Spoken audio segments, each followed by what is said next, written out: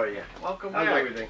Yeah, it's been a while. Yeah, it's been a pretty rough couple weeks for me. How's your mom doing? She's doing good. She back home? Yeah, she got a, Jesus, she's unbelievable. She got a pacemaker.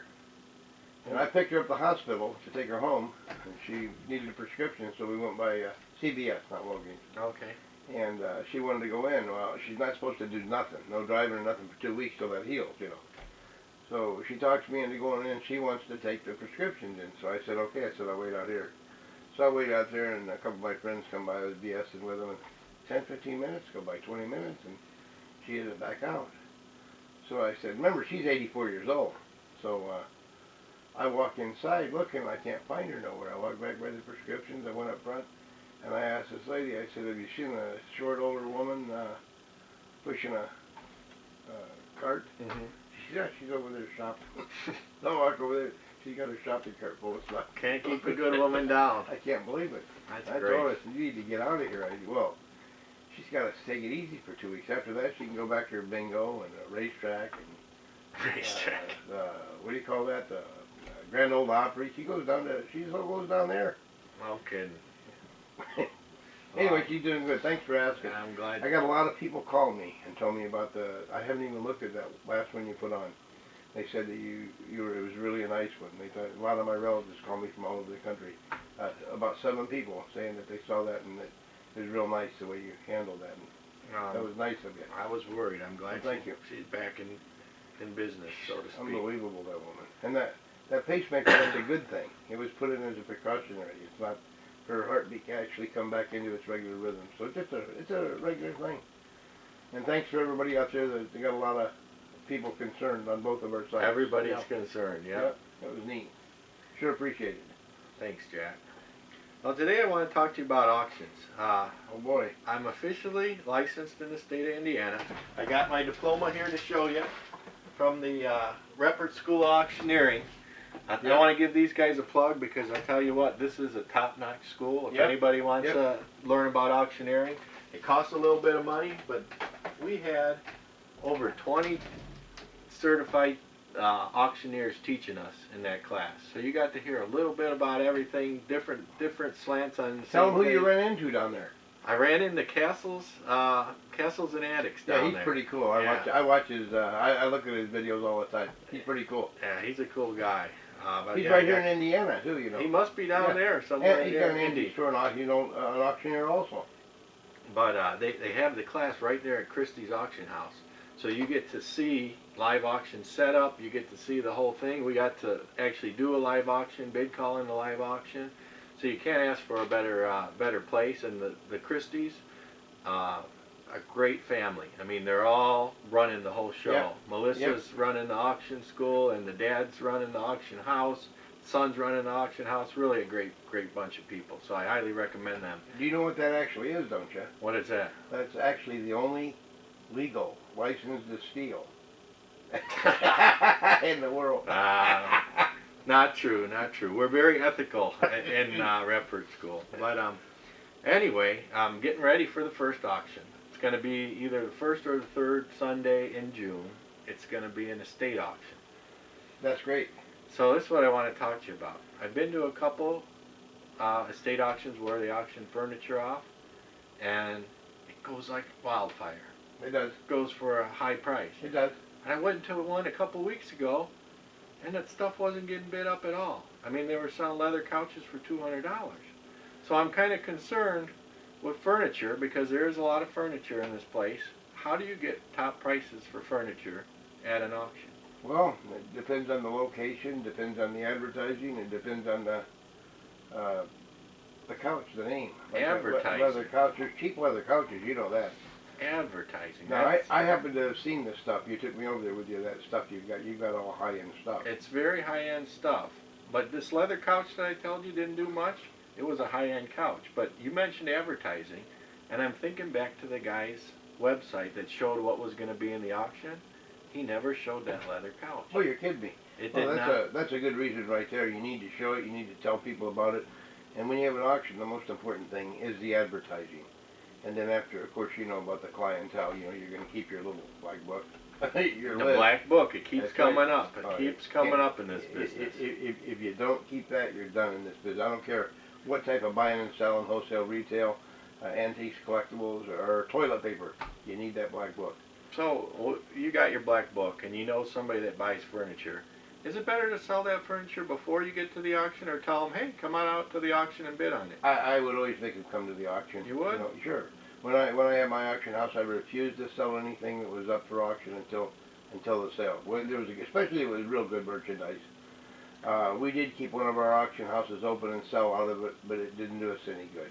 Well, I know on eBay, you got to get at least two bidders into the war to get That's the right. price rising. So is that kind of what you're trying to do by Absolutely. calling the people in your black book and Oh, saying, yeah. hey, come out to this auction? I used to call them every week if I had something they wanted. I had a list of people.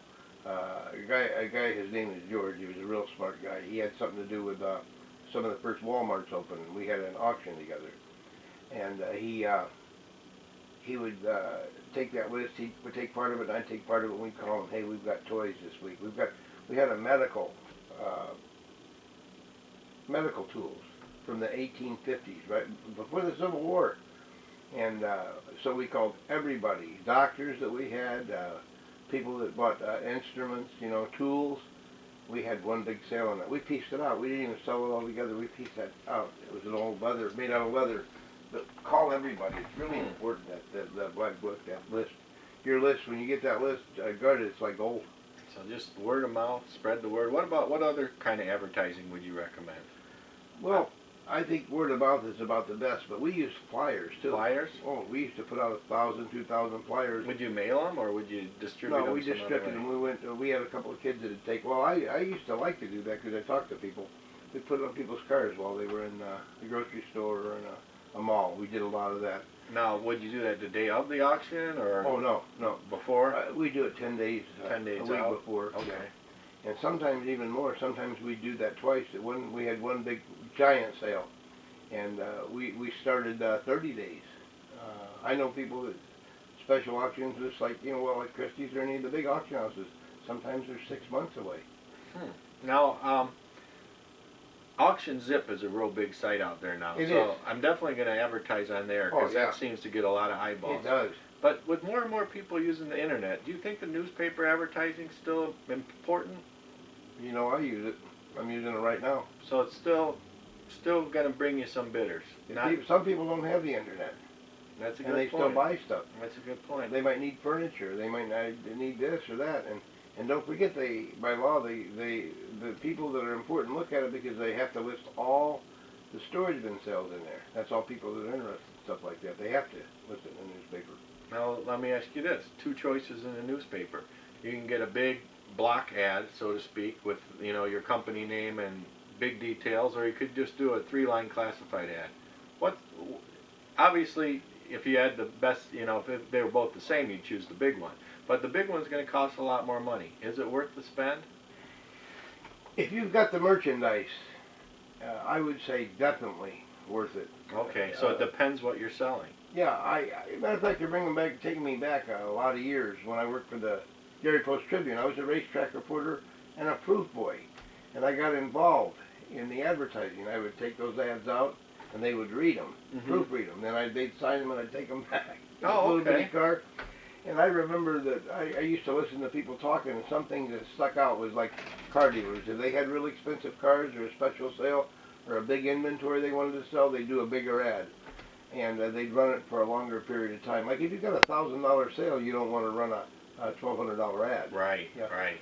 Like So- this so sale you that got- you're going to have, there's a couple of nice guns. I think I would put it in the paper. Okay, so evaluate what you have, focus on those big items, and make sure you don't overspend on the advertising where you're in the hole when you That's sell. one of the biggest problems. But without advertising, you don't have too much. But you've got Craigslist. I've listed it several times on there, and I would list it in different areas too. I would also list it in the local newspaper and the newspaper over there where it's going to be in that neighborhood. And of course, word of mouth is the best. You've got don't you have a mailing list right here of people right in this area? Yeah, we've got, for PickersInc.com, we've got Do we have anybody in list. this area? I think there are some people in the Chicagoland, Indiana area, yeah. I think I'd send one Throw- out on throw there. a I list would just out? send it out to Yeah. everybody. Okay, You I'll know, do just- that. if nothing else, we're gonna probably do films and videos on this as it goes along. And of course, there's something that may be in the works, a store and an office for your auctioneer. Yeah. Now you promised you're going to help me out with this first I auction. told you I will. I told you I would. All right. Okay. I'm counting on you. It'll work, and you're all excited about it. I'm You're gonna do excited. okay. I'm nervous.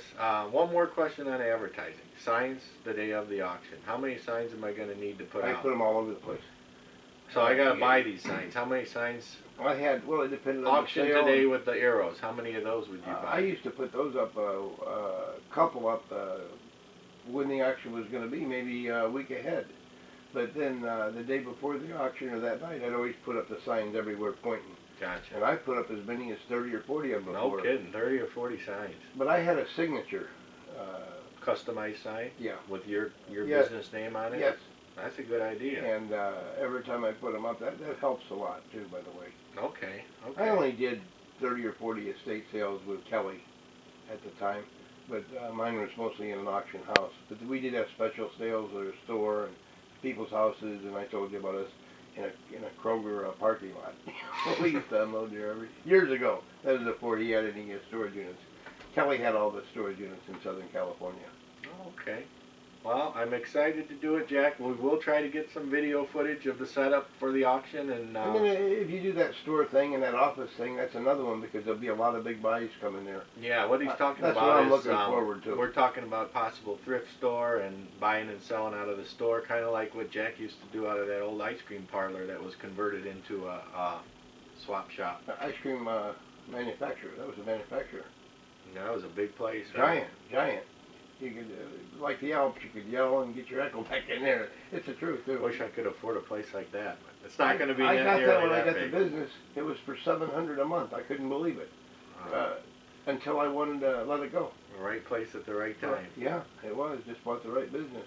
You know, not to change the subject, but did you notice the response on that Virgil Ross stuff? Yeah, let's do another video on that Virgil Ross stuff and keep people informed on that, because there is a lot of people interested. Yeah, we're going to be. I told them we're going to be marketing that real soon, and it's real interesting.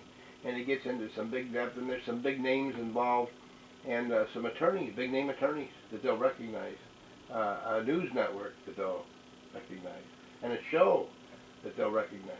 Yeah, so we'll definitely follow up on that and put out some copies of that DVD for people that are interested in that. The funniest thing on these, there are some funny parts to that, by the way, but it was serious.